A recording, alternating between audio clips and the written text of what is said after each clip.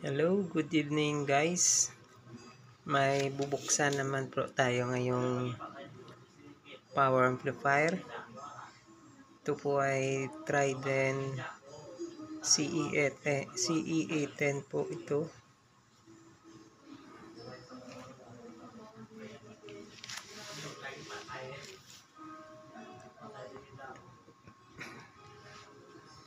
Ito po ngayon is nakalagay Trident USA America number 1 CE810.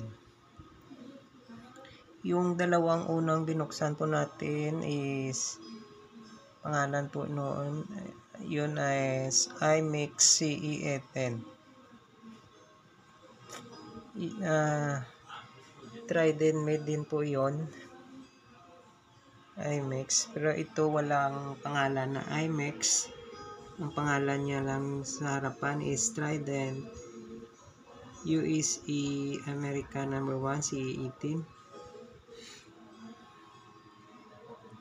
So ibang pangalan naman po naka dito sa harap.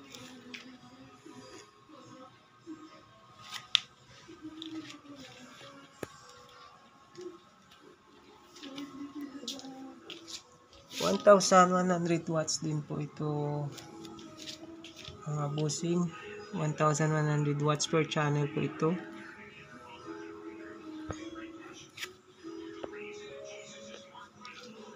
Ito po ang kanyang likuran.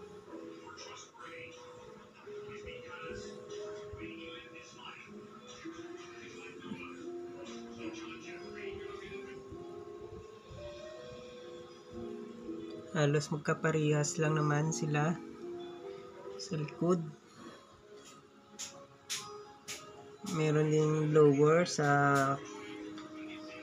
right at saka sa kanan. Malaking blower. Tapos yung likuran ng mga connector socket is parehas din doon sa IMEX na binuksan natin nung una. At saka yung pangalawang binuksan ko, parehas ang kanilang likuran.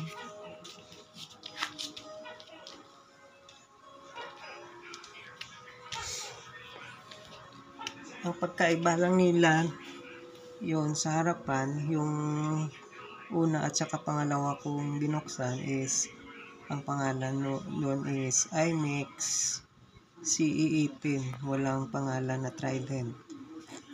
Pero ito naman ngayon is may pangalan na Trident USA America number 1 CE810.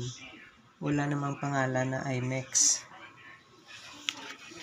Okay, so buksan lang natin kung parehas ang kanilang voltahe. I-compare natin doon sa binuksan natin ng pangalawa na tinest natin yung voltahe.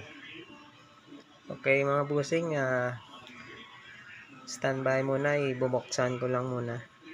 Okay. Okay, welcome back mga busing. Ito na po yung last na bolt. Kukunin po natin.